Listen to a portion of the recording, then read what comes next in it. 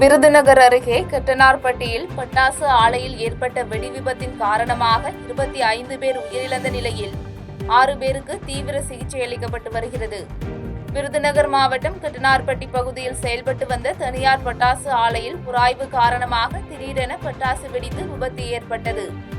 இதுகுறித்த தகவலின் பேரில் சம்பவ இடத்திற்கு வந்த விருதுநகர் தீயணைப்பு துறையினர் விரைந்து தீயை அணைத்து மீட்பு பணியில் ஈடுபட்டனர். இந்த விபத்தில் ஆலையில் உள்ள 4 அறைகள் சேதமடைந்து 4 பேர் உயிரிழந்த நிலையில் 6 பேர் படுகாயங்களுடன் மருத்துவமனையில் அனுமதிக்கப்பட்டனர். இதனிடையே பட்டாசு ஆலை உரிமையாளரான முன்னாள் ஊராட்சி மன்ற தலைவர் தலைமறைவாகினார்.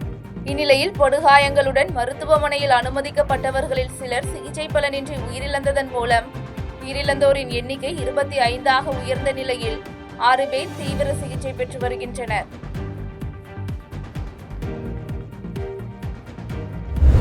சென்னை அண்ணா நகர் டவர் பூங்காவில் நடைபயிற்சி மேற்கொண்டவர்களிடம் திமுக வேட்பாளரை ஆதரித்து முதலமைச்சர் மு.க. ஸ்டாலின் வாக்கு சேகரித்தார். தமிழகத்தில் ஏப்ரல் 1ஆம் தேதியுடன் இறுதிக்கட்ட பிரச்சாரம் நிறைவடைய உள்ள நிலையில் அனைத்து கட்சி தலைவர்களும் தீவிர தேர்தல் பிரச்சாரம் மேற்கொண்டு வருகின்றனர். இந்நிலையில் அண்ணா நகர் டவர் பூங்கா பகுதியில் நடைபயிற்சி மேற்கொண்ட திமுக தலைவரும் முதலமைச்சருமான மு.க. ஸ்டாலின் திமுக வேட்பாளரை ஆதரித்து வாக்கு சேகரித்தார்.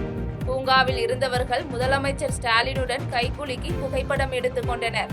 இதுகுறித்து தனது வலைதள பக்கத்தில் பதிவு வெளியிட்ட முதலமைச்சர் ஸ்டாலின், கருத்து கணிப்புகள் மக்கள் கணிப்புகள் என எதிலும் நாம் தான் என்றும், வெல்வோம் 200 படைப்போம் வரலாறு என்றும் குறிப்பிட்டிருந்தார்.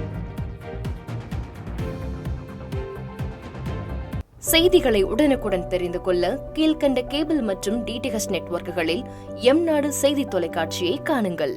பாதகம் செய்பவரை கண்டால் நாம் பயம் கொள்ளலாகாது பாப்பா. மோதி மிதித்துவிடு பாப்பா, அவர் முகத்தில் உமிழ்ந்துவிடு பாப்பா. அண்மை செய்திகளை உடனுக்குடன் தெரிந்து கொள்ள இணைந்திருங்கள் எம்நாடு தொலைக்காட்சியுடன்.